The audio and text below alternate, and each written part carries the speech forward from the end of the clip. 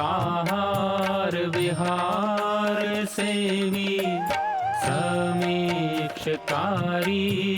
विषये स्वसप्तः दाता समः सत्यपरः क्षमावान् आप्तोपसेवी च भवत्यरोगः।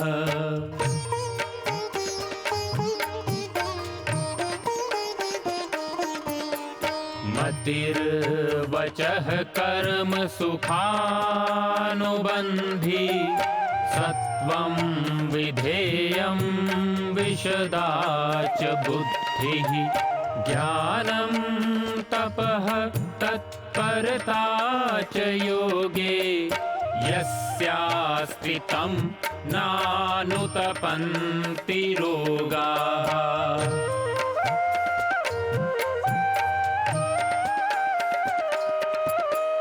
योगेन चित्तस्य पदेन वाचां मलं शरीरस्य च वैदिकेन योपाकरोतं प्रवरं मुनीनां पतञ्जलिं प्राञ्जलिरानतोऽस्मि पतञ्जलिं प्राञ्जलिरानतोऽस्मि पतञ्जलिं प्राञ्जलिरानतोऽस्मि।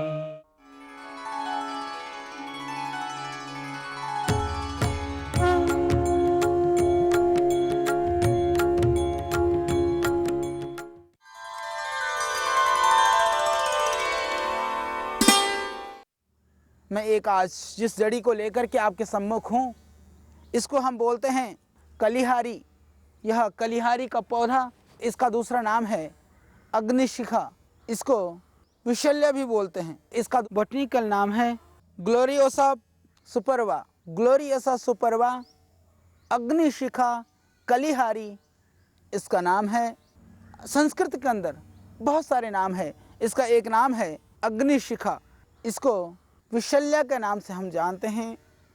रामायण में हम सब जानते हैं कि रामायण में जब मेघनाद के वाण से लक्ष्मण मूर्छित हुए तो किसी को कुछ सूझा नहीं कि क्या करें। किसी ने कहा कि आप सुषेण वैद्यों को लेके आएं। सुषेण वैद्य जो रावण के राज्य में, उसके देश के अंदर जो बहुत ही गुणी और योग्य वैद्य थे। तब हनुमान जी जाते हैं, सुषेण वैद्य को लेकर के आते हैं। हम सब जानते हैं कि सुषेण ने कहा कि इनके लिए कुछ औषधियों की ज़रूरत है, आप उन जड़ी बूटियों को लेकर के आएं। जब वो जड़ी बूटी के लिए जाते हैं, प्रत्येक भारतवर्षवासी यह जानता है कि उसमें से एक मुख्य औषधि थी जिसको संजीवनी बोला जाता है। कि संजीवनी बूटी ला करके सुषेण वैद्य ने लक्ष्मण की मूर्छा को तोड़ा। वास्तव में संजीवनी के साथ में दो बूटियां और थीं। एक थी विशल्या और दूसरी थी संधिनी। विशल्या का कार्य था जहरीले जो बाण चुभे हुए थे, उसका जो जहर था, पॉइजन था, उस बाण का, उस जहर का जो अंश था, बाहर उस विशल्या के लेप करने से वह बाण बाहर निकल करके आया। और संधिनी के लेप करने से वो घाव भर गया और संजीवनी को खिलाने से उनके शरीर में प्राण का संचार हुआ। ये तीन चीज़ें थी। विशल्य के नाम पर इसी को वास्तव में विशल्य आयुर्वेद में कहा जाता है। और राजमार्तंड में भी इसके विषय में काफ़ी वर्णन है। और मैं आपकी जानकारी में कुछ घटनाएं, राजस्थान में भी कुछ जगह पर मैंने ऐसा प्रयोग देखा है, और गुजरात के भी भुज और कच्छ के जो आदिवासी क्षेत्रों में हैं, यदि कोई आपके शरीर में कोई लोहे की कोई चीज़ चुभ गई हो और भयानक अंदर तक चली गई हो, और इतना ही नहीं, जो जंगल में काम करने वाले लोग हैं यदि कोई कांटा भी यदि अंदर चला जाता है और बाहर नहीं निकल पा रहा है, यदि कभी कोई कांच का टुकड़ा भी अंदर चले जाए, यदि आप कंद को घिस करके बाहर लेप कर देते हैं तो अंदर जहरीला जो कांटा है या कोई शीशा या लोहे का टुकड़ा भी क्यों नहीं अंदर गड़ गया हो, वो अपने आप बाहर निकल करके आता है। ये जरूरी है सुई आदि के द्वारा थोड़ी सी जगह बना दें, इसका लेप कर दें, तुरंत लाभ हो जाता है। हालांकि आयुर्वेद के अंदर यह विषैली जड़ी बूटियों में इसकी गणना है। इसको हम उपविष के रूप में जानते हैं। यह विषैली है, यह इसमें कोई संशय नहीं है।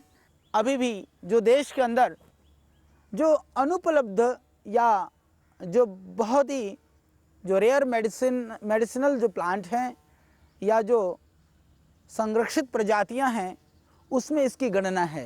तो यदि हम इसका प्रयोग करना चाहें, इसके बहुत सारे गुण हैं जो हम शरीर में ओरल मुंह के द्वारा जो हम लेंगे, परंतु बाह्य प्रयोग के रूप में हम बहुत सारे रोगों में इसका प्रयोग कर सकते हैं। तो मैं आपसे चर्चा कर रहा था कि इसका प्रयोग राजस्थान के उन एरियाओं में मैंने देखा कि यदि इसके जो फूल आप देख रहे हैं, जैसे मैंने कहा अग्निशिखा इसका नाम है, अग्नि की तरह से इसकी शिखाएं हैं। रामायण की कहानी में भी ये वर्णन है कि विशल्या जड़ी ऐसी थी कि वो अग्नि की तरह से वो चमक रही थी। वास्तव में जितने भी इस दुनिया के अंदर जड़ी हैं, मैं नहीं जानता कि इस तरह से अग्नि की ज्वालाएं जैसी होती है, उसी तरह की इसकी आकृति है। यदि अग्नि की ज्वालाओं का यदि नक्शा बनाया जाता है तो बिल्कुल इसकी एक पंखुड़ी को आप तोड़ें, ये बिल्कुल सेम उसी तरह की आकृति इसके अंदर है। और आप देख रहे हैं ये इसकी लताओं में, इसमें आप देखते हैं कि ये ऊपर की तरफ ही है। आप देखिए पुष्प ऊपर की तरफ खड़े हैं।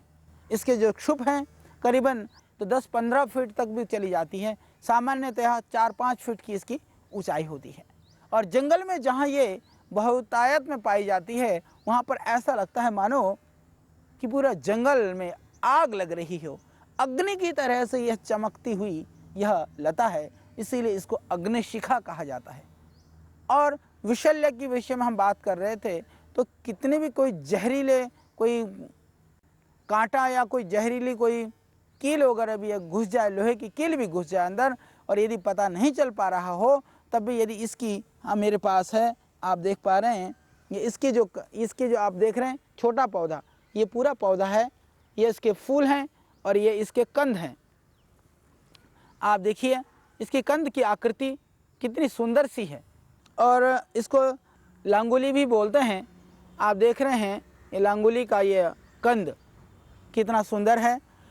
तो ये कंद को घिस करके यदि आप बाहर लेप कर देते हैं तो अंदर जहरीला जो कांटा है या कोई शीशा या लोहे का टुकड़ा भी क्यों नहीं अंदर गड़ गया हो, वो अपने आप बाहर निकल करके आता है। और यदि कोई चीज़ चुभी हुई हो, आप निकाल नहीं पा रहे हो, तो आपको क्लोरोफॉर्म दे करके शून्य करने की ज़रूरत नहीं है। क्लोरोफॉर्म की जगह पर यदि इसको कलिहारी को चारों तरफ यदि लोकल एनेस्थीसिया देने के लिए भी यदि आप इसको उसके चारों तरफ लगा दें और उस कांटे को आराम से आप निकाल सकते हैं। वास्तव में ये सत्य और यथार्थ बात है, और इसका प्रयोग आप करके देख सकते हैं। लक्ष्मण को बाण लगा, उसके शरीर में चारों तरफ जब बाण के टुकड़े छूटे हुए थे, तो सुषण वैद्य ने इस विशल्य को चारों तरफ लगा करके उनको बाहर निकाला, आराम से उसको खींचा भी, और अंदर जो रह गया था उसको भी उसका लेप करके बाहर निकाला। उसके बाद संधिनी नामक जड़ी बूटी से उसने उसका लेप करके उन घावों को भर दिया। इसमें कोई अतिशयोक्ति नहीं है, और मैं समझता हूँ कि विशल्य के नाम पर ये जो जड़ी है वास्तव में यही जड़ी होगी। उनका तो क्या कहना, आज राम सेतु को भी वो कहते हैं कि ये जो है एडम ब्रिज के नाम से वो जानते हैं, परंतु वो नहीं कहते कि ब्रिज नहीं है, ये राम का बनाया हुआ नहीं है। मैं कहता हूँ कि वो भगवान राम का बनाया हुआ भी नहीं है, तब भी हमें कम से कम हमारे गौरवशाली इतिहास यह तो कहता है कि भगवान राम जब दक्षिण से लंका को गए थे, उसी रास्ते से गए थे। हो सकता है उसके ऊपर ब्रिज बनाया हो, पहले से प्रकृति ने वह चीज़ बनाई हो, तो उनको यह तो पता था कि इस जगह पर उन्होंने ये अनुसंधान किया, समुद्र के नीचे जाकर के ये जरूर खोज की होगी कि इसकी कितनी समुद्र की गहराई पे ये एक अपने आप प्राकृतिक रूप से यह लेयर तैयार है। यदि मैं कहता हूँ कि वो वास्तव में हमारा इतिहास कहता है कि भगवान राम का बनाया हुआ ब्रिज है, और लोग कहते नहीं भी है, तो उनको यह ज्ञान था कि इसके समुद्र सतह से ये बहुत गहराई में नहीं है, इसके ऊपर जो है सेतु बांधा जा सकता है। तो उसके सहारे से उन्होंने सेतु बना करके उन्होंने लंका पर युद्ध किया था। इसीलिए वास्तव में वो हमारे सांस्कृतिक धरोहर है।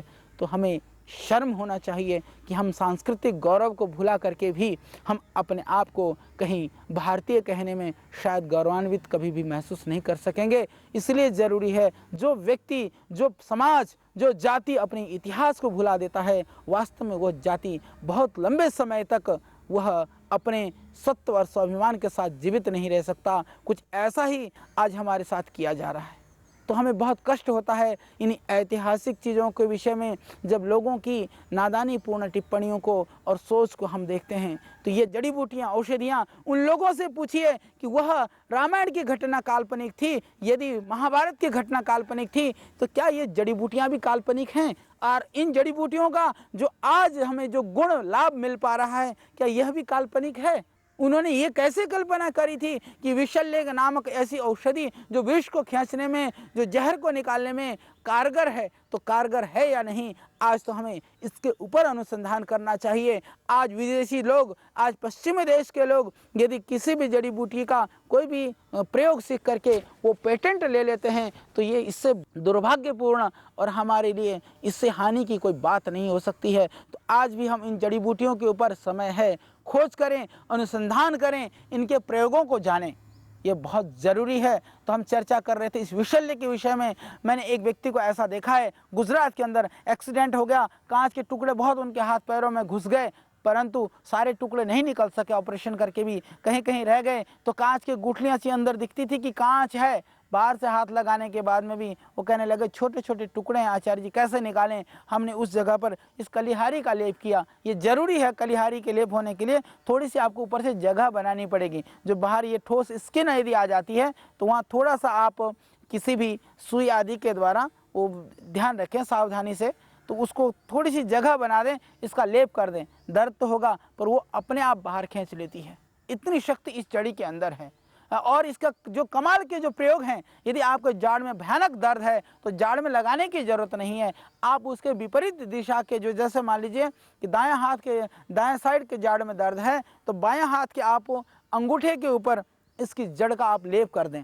लेप कर देने से उस जाड़ का दर्द ठीक हो जाता है, उस जाड़ के इन्फेक्शन में लाभ हो जाता है, तुरंत लाभ हो जाता है। और इसका प्रयोग आप करके देखिए। जिस औषधि के अंदर इतनी क्षमता हो कि सिर्फ नाखून में लगाने से, हाथ पैर के नाखून में लगाने से वो जाड़ तक असर करती हो, और कान दर्द में भी उसी तरह से आप प्रयोग करें तो निश्चित रूप से आपको लाभ होगा। और इसको गर्भघातिनी भी कहा गया, क्योंकि यह अंदर से सभी चीज़ों का स्राव करने में सक्षम है। नाभि पर यदि लेप कर दिया जाता है तो गर्भ जब डिलीवरी का समय होता है, माताओं बहनों को बहुत दर्द होता है, तो यदि नाभि पर भी यदि कलिहारी का लेप कर देते हैं तो गर्भ का स्राव हो जाता है, इससे आराम से गर्भ निकल आता है। तो जो गर्भिणी वैसे ही हैं, तो गर्भस्राव के ऊपर भी इसका प्रयोग करके देखा जा सकता है।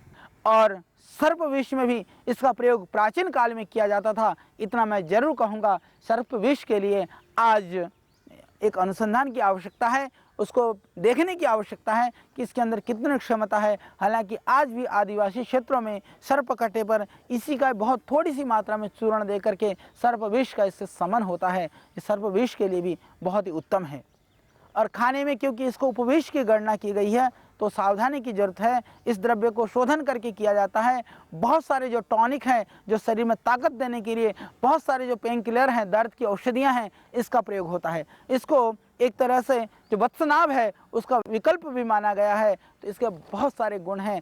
आइए हम उन ऐतिहासिक, उन सुंदर और सुनहरे पन्नों को पलट करके उन गौरवशाली इतिहास को जानें, और इन गौरवशाली, इन दिव्य जड़ी बूटियों के संदर्भ में अपनी जानकारी को बढ़ाएं, उसके ऊपर खोज करें। यदि आपके पास भगवान का दिया हुआ संसाधन है तो इस कार्य के लिए आप जुट जाएं, और नहीं भी है, आप किसी भी क्षेत्र में रहते हैं, तो इन जड़ी बूटियों का प्रयोग करके आप स्वयं स्वस्थ रह करके और अपने समाज को स्वस्थ करने के लिए जो आज हमारे देश के उन करोड़ों भाई बहन जो दवाई की वजह से चिकित्सा नहीं कर पा रहे हैं, ये घाव भी भरता है। यदि इसका पाउडर कर करके उस पाउडर को यदि घाव के ऊपर भी बुरक दें, मैंने देखा है गांव में इस तरह की साधनहीन लोग जो घाव होने के बाद में भी, कटने के बाद में भी पश पड़ रहा है, इन्फेक्शन हो रहा है, वो सूख नहीं पा रहा है, उस स्थिति में भी यदि नीम के पानी से उस घाव को धो दें और इसको थोड़ा सा रुई में करके, कॉटन में करके इसके पाउडर को उसमें लगा करके पट्टी कर दें, निश्चित घाव सूख जाता है, भर जाता है, जो इन्फेक्शन है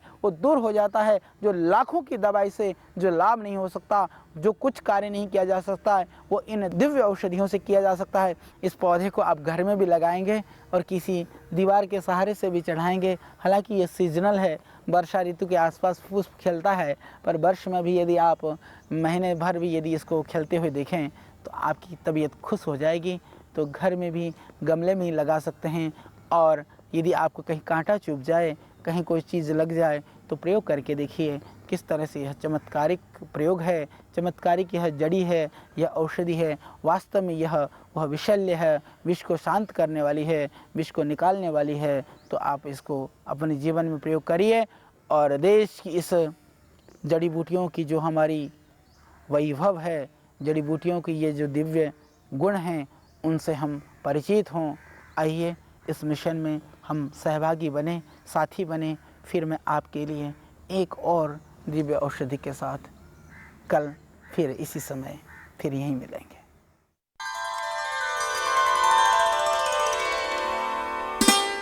जड़ी बूटियाँ आज आपको दे रही हैं बहुत सारे रोगों से मुक्ति। पहले भी देती थी। ऋषियों के ज़माने में हम लोग बहुत सारे जड़ी बूटियों के प्रयोग के संदर्भ में जानते थे, इसीलिए हर घर अपने आप में चलता फिरता एक औषधालय होता था। औषधालय का तात्पर्य यह नहीं है कि आप बीमार होकर के फिर अपना समाधान ढूंढें। औषधालय से तात्पर्य यह है कि आप रोगी ही ना हों, पुनः आप अपने घर को रोग मुक्त कर सकें। इन्हीं उद्देश्यों को लेकर के हम आते हैं आपके बीच। आज एक और नए पौधे के संदर्भ में ढेर सारी जानकारी को लेकर उपस्थित हूँ मैं आपके बीच। यह पौधा आप देख रहे हैं, इसका कितना सुंदर सुंदर फूल है, बहुत ही सुंदर यह पुष्प है। इसको हम लोग बोलते हैं अगस्त। अगस्त के पुष्प के संदर्भ में ऐसा कहा जाता है कि इसके सफ़ेद फूल होते हैं, पीले फूल होते हैं, लाल फूल भी होते हैं। हमने लाल फूल वाले ज़रूर देखे हैं, पर औषधि के रूप में ये सफ़ेद फूल वाले अगस्त का ही प्रयोग होता है। और यह पौधा आप अपने घरों में भी लगा सकते हैं, क्योंकि यह इसकी हाइट 10-15 फीट होती है। यह थोड़ी सी जगह पर यह लग जाता है और देखने में आप देख रहे हैं इसके टहनियों में खिलता हुआ फूल। इस अगस्त के पौधे में, जिसको बोलते हैं सेसबानिया ग्रैंडिफ्लोरा, सेसबानिया ग्रैंडिफ्लोरा का यह पौधा, जिसको अगस्त के नाम पर हम जानते हैं, इसको अगति और हथिया आदि नामों से भी पूरे देश में जाना जाता है, और गुजराती में अगथियो बोलते हैं इसको। तो यह पौधा निश्चित रूप से सुंदरता का प्रतीक तो है। सभी पुष्प सुंदर होते हैं, सभी पौधे आपकी मन की प्रसन्नता को बढ़ाते हैं, परंतु ये पौधे भरपूर गुणों से भी परिपूर्ण होते हैं। अगस्त के विषय में आयुर्वेद के शास्त्र में बहुत वर्णन है, और यह इतना कोमल है, इतना सौम्य है कि यदि आप इसका प्रयोग छोटे छोटे बच्चों को भी करा सकते हैं। ये भरपूर औषधीय गुणों से परिपूर्ण है यह अगस्त का पौधा। तो जैसे छोटे बच्चे को अफारा है, जो दूध पीता हुआ बच्चा है, उसको बिल्कुल इंडाइजेशन हो रही है, बहुत परेशान है, उसको लैट्रिन भी नहीं हो रही है, तो उसके लिए आप अगस्त के जैसे ये फूल है, एक फूल को या 2 फूल भी ले सकते हैं। इस फूल को ले करके इसका रस निकाल करके और 1-2 चम्मच रस छोटे बच्चे को पिला दीजिए। इससे 1 या 2 मोशन हो जाएंगे, परंतु उससे उस बच्चे की जो परेशानी है, जो अफारा है, या जो बार बार उसको बेचैनी जो होती है, उसमें इससे पूरा मिलेगा लाभ। यह बहुत ही लाभकारी पौधा है। हालांकि समोसे पकौड़ों से बचना चाहिए, पर अगस्त के पुष्प का यदि आप बनाएं पकौड़ा तो बहुत ही स्वादिष्ट बनता है। तो उससे बहुत पेट को नुकसान नहीं होगा। तली हुई चीज़ नुकसान करती है, पर अगस्त का फूल के अंदर इतनी शक्ति है कि पकौड़े के रूप में भी खाएंगे तो पकौड़े को भी यह हजम कर देगा और पेट को भी ठीक रखेगा। जैसे गुलाब के फूल का आप गुलकंद बनाते हैं, उसी तरह से गुलकंद बना करके भी इसका आप सेवन कर सकते हैं। और अगस्त के फूल के अंदर बहुत ताकत है, बहुत शक्ति है। जो कमज़ोर लोग हैं, जो किसी भी तरह से कमज़ोरी के शिकार हैं, चाहे वह धातु दुर्बलता है, शारीरिक क्षीणता है, या काम शक्ति का ह्रास होना है, या मन की एकाग्रता है, चित्त की विक्षिप्तता है, उन सभी परिस्थितियों में इस अगस्त के फूल का आप गुलकंद बना करके प्रतिदिन 1 चम्मच गुलकंद खाते हैं तो इससे आपका पेट भी ठीक रहेगा, दिल और दिमाग भी ठीक रहेगा। और यदि मान लीजिए सीजन में आपको ना मिले, सूखे हुए अगस्त के फूल का पाउडर करके भी मिश्री मिला करके आप रखें। 1 चम्मच पाउडर प्रतिदिन यदि आप लेते हैं दूध के साथ, तो उससे आपकी जो शारीरिक शक्ति है वह बढ़ जाएगी। सब तरह की जो कमजोरी है वह दूर हो जाएगी। यह बहुत ही निरापद है। जिन माताओं बहनों को श्वेत प्रदर की शिकायत है, वो बहनें भी इनका 1 चम्मच प्रतिदिन पाउडर दूध के साथ सेवन करें तो उससे जो श्वेत प्रदर है वह पूरी तरह से ठीक हो जाएगा।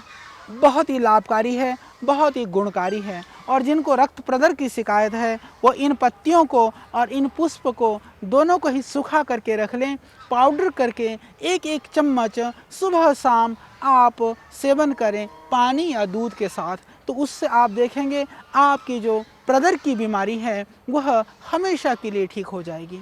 यह बहुत ही गुणकारी है, बहुत ही लाभकारी प्रयोग है। और जिन माताओं बहनों को यूटीआई है, यूट्रस के अंदर इन्फेक्शन है, घाव है, सूजन है, उनके लिए भी, या खुजली होती है, यह ऐसी बीमारी है। हालांकि जो शहरों में माताएं और बहनें रहती हैं उनको चिकित्सा व्यवस्था सहज सुलभ होने पर भी कई बार वो ठीक नहीं हो पाती हैं, परंतु ग्रामीण क्षेत्रों में मेरी माताएं, हमारी बहनें कई बार शर्म की, संकोच की वजह से या साधन के अभाव की वजह से वो डॉक्टर को भी नहीं बता पाते हैं। उनके लिए यह बहुत ही लाभकारी प्रयोग है। इन पत्तियों को तोड़ करके, इन पत्तियों का रस कूट करके रस निकालें, रुई को तर करके इस रस को योनि के अंदर रख लें। योनि के अंदर अगस्त की जो पत्तियां हैं उन पत्तियों के रस को रुई में भिगो करके रखने से जो योनि की खुजली है या जो इन्फेक्शन है, कितनी भी भयानक उसके अंदर स्वेलिंग वगैरह भी क्यों ना हो, पूरा लाभ होता है। और अगस्त के पत्तियों को और नीम के पत्तियों को पानी में उबाल करके और फिटकिरी के साथ यदि धोते हैं योनि को, उससे भी उसकी जो खुजली है, उसके अंदर का जो इन्फेक्शन है वह ठीक हो जाता है।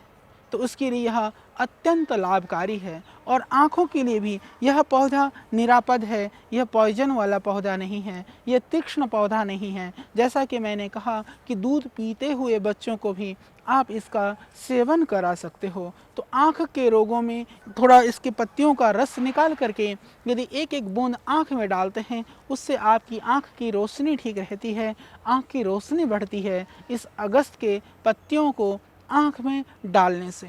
जिनको माइग्रेन है, कितना भी पुराना माइग्रेन हो, उसके लिए यह बहुत ही चमत्कारिक प्रयोग है। यदि माइग्रेन में आपको राइट साइड में दर्द होता हो तो लेफ्ट साइड में इसकी 4-4 बूंदें रस डाल दीजिए। और यदि बाईं तरफ होता हो तो दाईं नाक में डालिए, और दाईं तरफ होता हो तो बाईं नाक में डालिए। इतना ही ध्यान रखना है। सिर्फ एक नाक में 4-5 बूंद रस टपकाना है और माइग्रेन से हमेशा के लिए आपको मिलेगी मुक्ति। बहुत ही गुणकारी है माइग्रेन के लिए इस अगस्त के पत्तियों का स्वरस। और जिनको सर्दी की परेशानी है, सर्दी है, एलर्जी है, साइनोसाइटिस है, उन सब परेशानियों में इसका रस निकाल करके, अगस्त के पत्तियों का रस निकाल करके, निचोड़ करके चार चार बूंद आप दोनों ही नासिका में डालें, दोनों नाक में चार चार बूंद रस सुबह खाली पेट टपकाएं। इससे थोड़ी सी नाक में लगती है, परंतु आप देखेंगे अंदर का जो कफ है, बलगम है, वो सब निकल जाएगा और साइनस से और जो एलर्जिक प्रॉब्लम है आपको, उससे हमेशा के लिए मिलेगी मुक्ति। तो यह बहुत ही गुणकारी है साइनस के लिए, एलर्जिक प्रॉब्लम के लिए और आपके किसी भी तरह के माइग्रेन, सिर दर्द के लिए और आँखों की परेशानी के लिए, और जैसा कि मैंने कहा लिकोरिया के लिए, योनि के समस्त रोगों के लिए, और जिनको बहुत ही ज़्यादा शारीरिक क्षीणता है, धातु दुर्बलता है, उन सब के लिए। और इसका जो बहुत ही लाभकारी जो प्रयोग है वह है किसी को कब्ज़ की शिकायत है, कब्ज़ में भी यह बहुत ही लाभकारी है। तो इसको आप थोड़े से इन फूलों को उबाल करके, इन पत्तियों को उबाल करके 5-10 ग्राम की मात्रा में यदि आप लेते हैं तो इससे आपका जो कब्ज़ है वह हमेशा के लिए ठीक हो जाएगा। ये बहुत ही अच्छा प्रयोग है अगस्त के इस पौधे का। और एक बहुत अच्छा, और मैं यूँ कहूँ कि संतों के द्वारा अनुभूत और बहुत ही गोपनीय प्रयोग है अल्सरेटिव कोलाइटिस के लिए, आंतों के घाव के लिए, सूजन के लिए, अंदर के इन्फेक्शन के लिए। तो आपको क्या करना है कि आपको इनकी पत्तियों को और इसके फूलों को लेकर के आपको रखना है। यदि आपको ताज़ा मिल जाए तो इसको कूट करके रस निकाल लीजिए, फूलों को और पत्तियों को। यदि फूलों का सीजन नहीं है, क्योंकि यह सीजनल है, अभी सर्दी शुरू होने पर इसमें फूल आते हैं, सर्दी बढ़ जाएगी तो इन फूलों में फल बन जाएंगे, लंबी लंबी फलियां आएंगी। तो सीजन में नहीं हैं आप, तो आपको करना है पत्तियों का सेवन। यदि फूल और पत्तियां मिल जाए तो बहुत ही गुणकारी है। इसको कूट करके रस निकाल लीजिए, 3-4 चम्मच रस सुबह शाम दोनों टाइम सेवन कीजिए खाली पेट में। सावधानी ये रखें, अगस्त फूल के पत्तियों के रस को सेवन करने से 1 घंटे बाद तक आपको कुछ भी नहीं लेना है, जिससे इसका असर पूरी तरह से आपके आंतों को, पेट को हो। और तली हुई चीज़ें, मिर्च मसाले या ज़्यादा गरिष्ठ आहार आपको नहीं लेना है। कितनी भी भयानक अल्सर की शिकायत हो, अल्सरेटिव कोलाइटिस की शिकायत हो, या आपको ब्लीडिंग भी होती हो, रक्तस्राव भी होता हो, तो इससे हो जाएगा ठीक। यह पाइल्स में भी काम करता है, पेट को भी साफ करता है और आपके अंदर की इन्फेक्शन और भयानक बीमारियों को भी यह बचाता है। यह बहुत ही गुणकारी प्रयोग है। और जैसा कि मैंने कहा कि मेरी माताओं बहनों को जिनको श्वेत प्रदर है, रक्त प्रदर है, इसका पाउडर करके भी, फूल और इनकी पत्तियों का पाउडर करके भी वह सेवन कर सकती हैं प्रातः और सायंकाल। और यदि रस मिल जाए तो इस ताज़े पौधे मिल जाएं तो कूट करके भी आप इसका 4-5 चम्मच रस का सेवन एक साथ सुबह शाम 2 बार कर सकती हैं। यह पौधा आप घर में लगा सकते हैं। आप देख रहे हैं, देखने में यह कितना सुंदर है, इसके फूल कितने अच्छे हैं और देखने में यह पौधा भी बहुत ही सुंदर लगता है। तो इसको आप अपने घर में, अपने आंगन में ज़रूर इसको लगाइए और रोगों से मुक्ति पाइए और लोगों को भी इसके लिए प्रेरित करिए। और यह अगस्त का जो पुष्प है, इसको शास्त्र में बहुत ही पवित्र माना गया है। हमारे शास्त्रों में इसको बहुत शुभ माना गया है। तो इन फूलों को आप देव अर्चना के लिए भी, भगवत पूजा के लिए भी इसका प्रयोग कर सकते हैं, घर में रख सकते हैं। बहुत ही अच्छा है, बहुत ही लाभकारी है, बहुत ही गुणकारी है। और विशेष करके जिनको फिट्स पड़ते हैं, जिनको दौरे पड़ते हैं, उनके लिए भी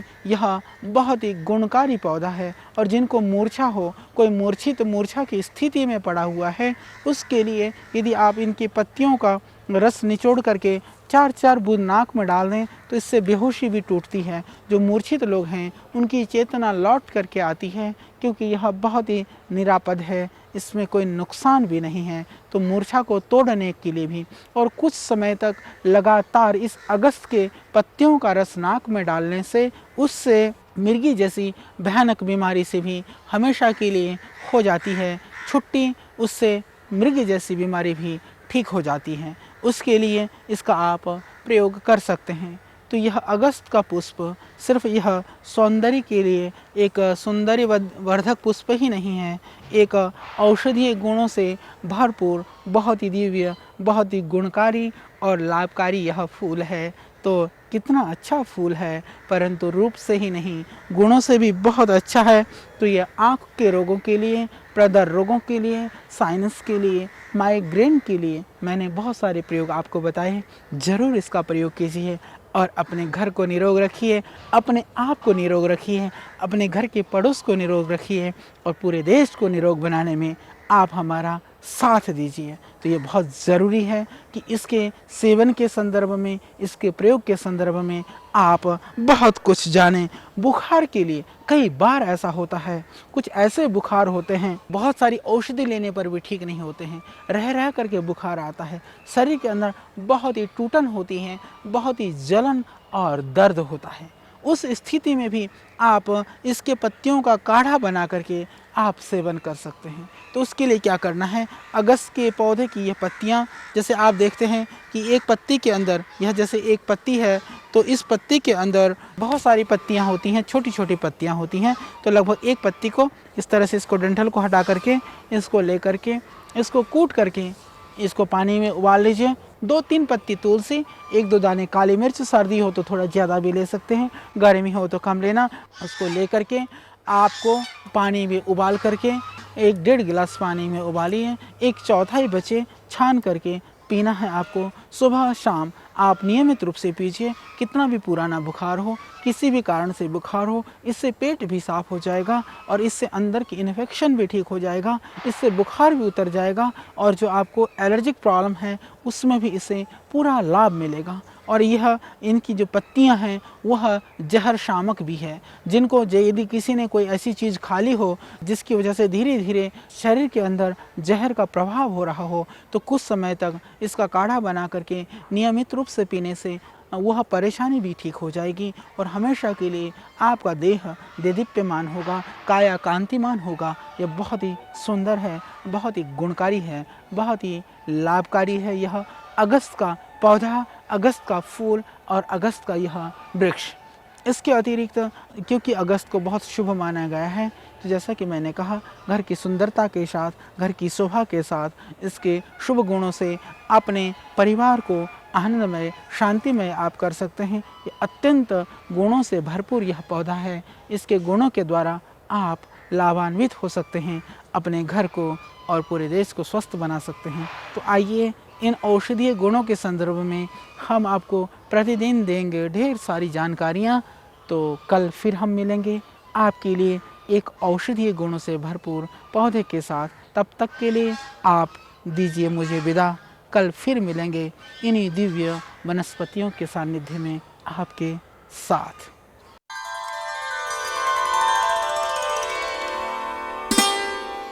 इस घोर घने जंगल में हम आए हैं आपके लिए औषधियों के, जड़ी बूटियों के बृहद विशद जानकारियों को एकत्रित करके उस जानकारी को हम चाहते हैं आप तक पहुंचाना। आइए, आज हम परिचित होते हैं एक और इस विशाल काय वृक्ष से जहां हम खड़े हैं। ये चारों ओर जितने भी वृक्ष दिखाई दे रहे हैं, ज़्यादातर जितने भी पेड़ हैं वह एक ही तरह के विशाल काय वृक्ष के आपको शाखाएं, पत्तियां और यह पेड़ दिखाई दे रहे हैं। आयुर्वेद की दृष्टि से बहुत ही गुणकारी यह वृक्ष है।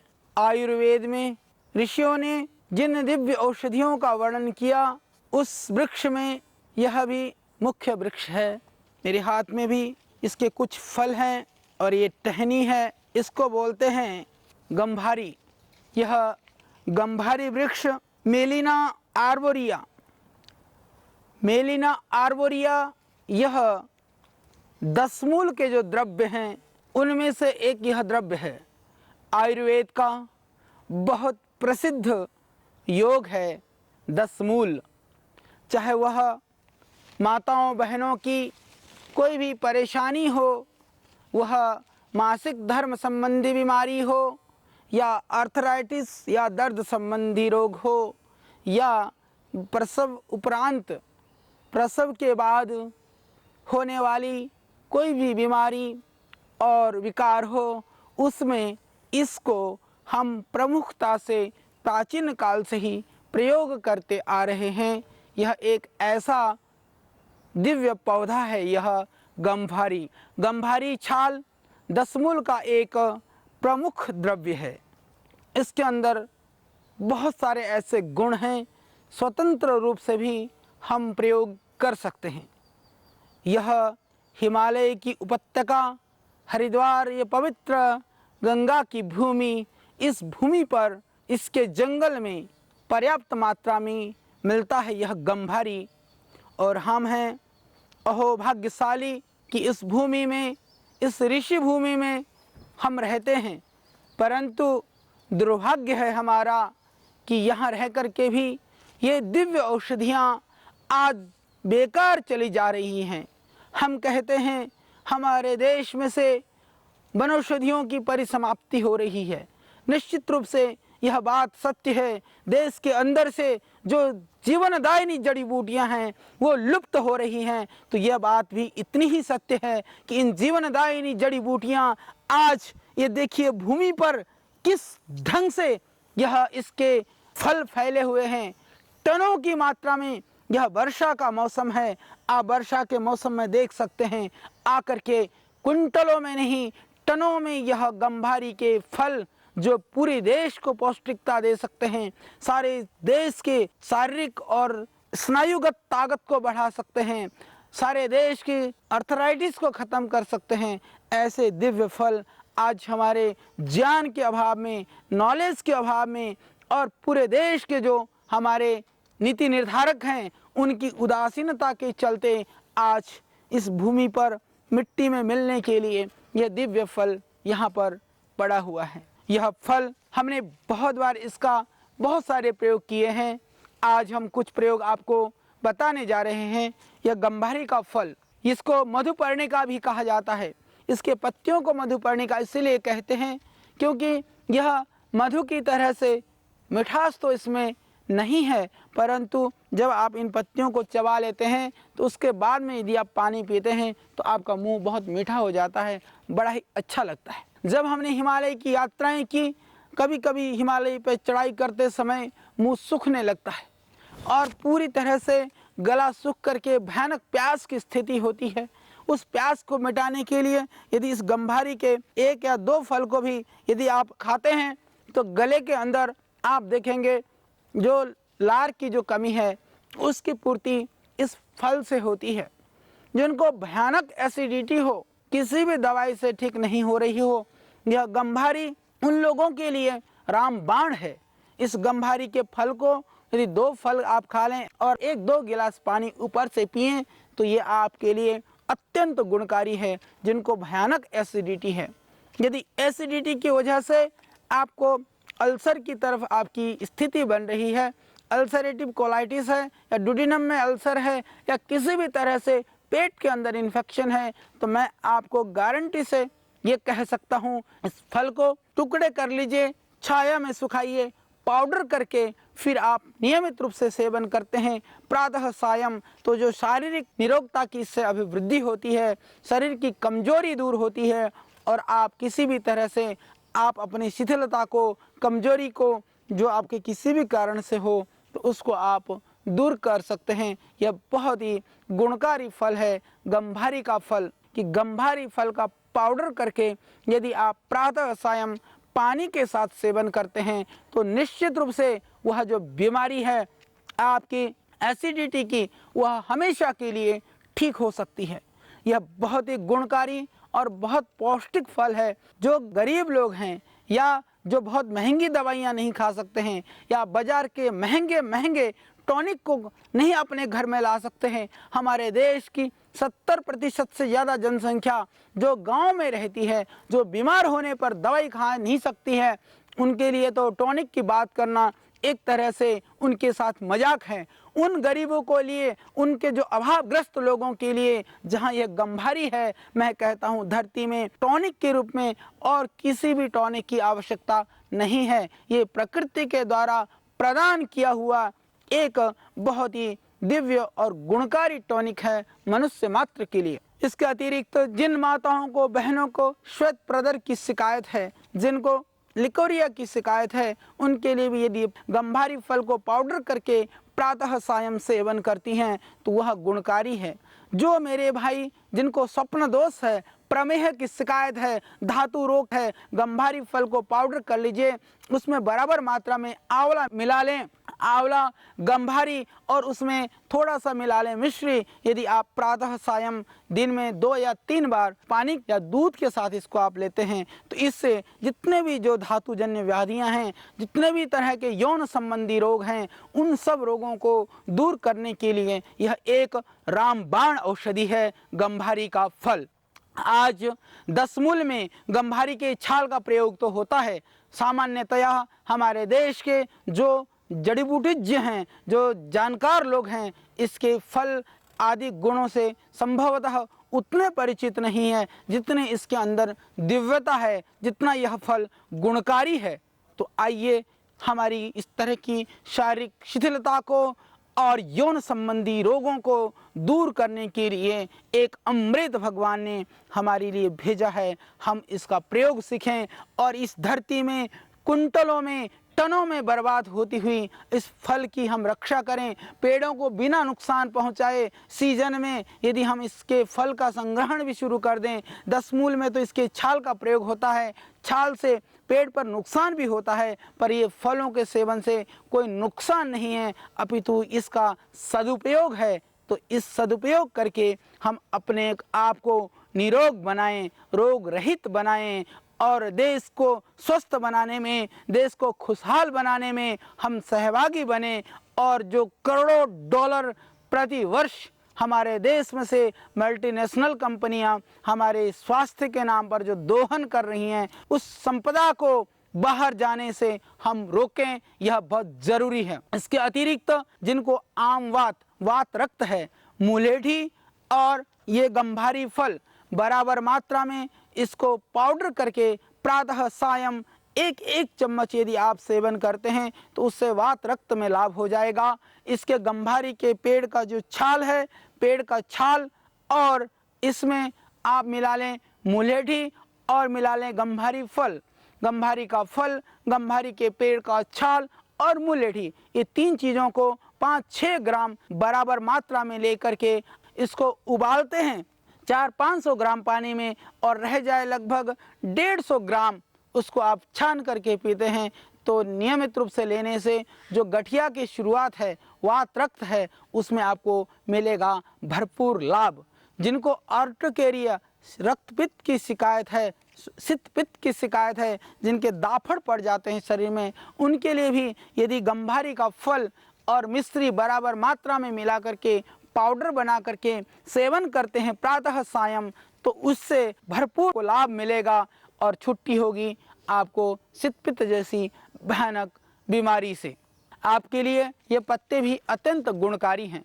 जिनको भयानक सर दर्द हो, इस पत्ती को पीस करके यदि पेस्ट बना करके माथे पे लेप लगाते हैं तो उससे पूरा लाभ मिलेगा और दर्द में, किसी भी तरह के माइग्रेन आदि बीमारी में पूरा लाभ होगा। और जिन माताओं बहनों को गर्भ धारण नहीं होता हो, उनके लिए भी यह बहुत रामबाण है। मुलेठी और गंभारी का छाल, यदि इन दोनों का काढ़ा बना करके मेरी माताएं और हमारी बहनें पीती हैं तो उनसे उनको पूरा लाभ होगा और निश्चित रूप से उनकी जो गर्भ धारण करने की क्षमता की अभिवृद्धि होगी और गर्भ धारण करने की संभावना होगी। और जिनको किसी भी तरह से झाइयाँ हैं, किल मुहासे है या स्किन संबंधी परेशानी है, उसमें भी यदि आप इस गंभारी छाल में नीम की छाल मिला करके उबाल करके पीते हैं, जैसे आप 5 ग्राम गंभारी वृक्ष के छाल को ले लें और 5 ग्राम नीम के पेड़ की छाल को ले लें, दोनों छालों को मिला करके 200 ग्राम पानी में उबालें, उबाल करके जब रह जाए 1/4 छान करके आप पिएं। जब आप छान करके पिएंगे तो इससे आपको आपके रक्त संबंधी विकारों को पूरा लाभ मिलेगा और इससे पेट भी साफ होगा। यह गंभारी मृदु विरेचक भी है, इससे दस्त नहीं लगता है, परंतु पेट में जो सूखा हुआ मल है, जमा हुआ मल है, वह निकल जाता है। इसका एक और जो बहुत विशेष गुण हमने देखा, जो डायबिटीज़ के पेशेंट हैं, जो लोग जिनको आंतों में इन्फेक्शन है, क्योंकि डायबिटीज़ होने के बाद में बहुत सारी तरह की कॉम्प्लिकेशंस होती हैं। और जो अल्सरेटिव कोलाइटिस के पेशेंट हैं उनका आंतों का घाव नहीं भरता है। यदि इस गंभारी फल का पाउडर प्रातः सायं सेवन करते हैं तो उससे निश्चित रूप से आंतों के घाव भी भर जाएंगे। डायबिटीज़ वालों के जो घाव हैं उनमें भी इसको लेने से घाव जल्दी भर जाते हैं। यह एक अनुसंधान का विषय है कि इसके अंदर वह कौन सा तत्व है जो डायबिटीज़ के रोगी यदि इस फल को खाते हैं इससे मधुमेह में भी सहयोग मिलता है। हालांकि मधुमेह में इतना कारगर नहीं है जितना कारगर यह डायबिटीज़ की वजह से जो बॉडी के अंदर जो कॉम्प्लिकेशंस होते हैं या उसकी वजह से शरीर में जो इन्फेक्शन होता है उसको रोकने में यह अत्यंत कारगर है। आज जरूरी है कि हमारी देश की इन जड़ी बूटियों को पहचानें। बहुत ज़रूरी है। हमें कष्ट होता है जब हम हरिद्वार जैसी नगरी में रह करके भी इस तरह के दिव्य औषधीय जो फल हैं, इन गुणों से भरपूर जो यह वृक्ष है, इसके अंदर से भी इन फलों को जब हम ऐसे बिखरे हुए देखते हैं, इनका दुरुपयोग देखते हैं, इनका सदुपयोग नहीं हो पा रहा है, इसको हम देखते हैं, हमें बड़ा कष्ट होता है।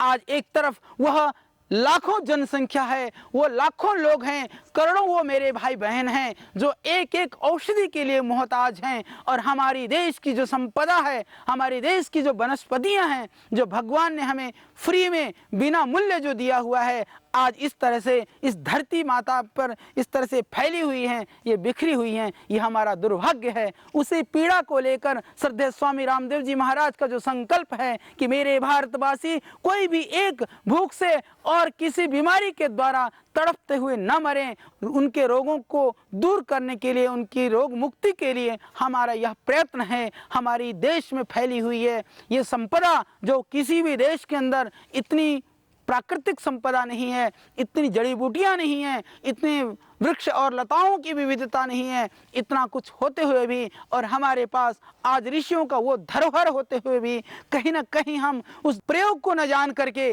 कहीं ना कहीं किसी पूर्वाग्रह के वशीभूत होकर के, कहीं ना कहीं विदेशी आक्रांताओं के जो संस्कार हमारे मिले और हमने अपने संस्कार को भुला दिया, इस कारण से आज हम उन रोगों से पीड़ित हैं। मुझे बड़ा दर्द होता है, बड़ी पीड़ा होती है, दिल में एक टीस से उठती है जब मैं देखता हूँ ऐसी वनस्पतियाँ, ऐसी जड़ी बूटियाँ हमारे जंगल में भरी हुई हैं, फिर भी हम उन्हीं रोगों से जो इन जड़ी बूटियों से बीमारियाँ ठीक हो सकती हैं, उन रोगों से पीड़ित होकर के दर दर की ठोकरें खाते हुए हम भटक रहे हैं। ये हमारा दुर्भाग्य है।